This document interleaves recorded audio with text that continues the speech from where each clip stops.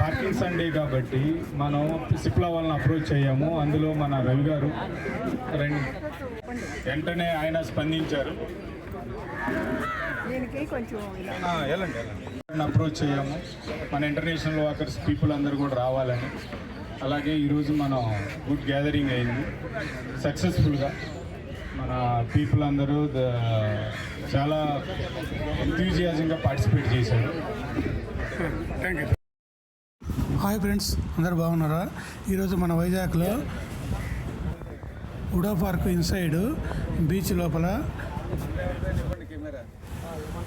see source walkers club president D Srinivasareddy గారి ఆధ్వర్యంలో showering diseases awareness programme దానికి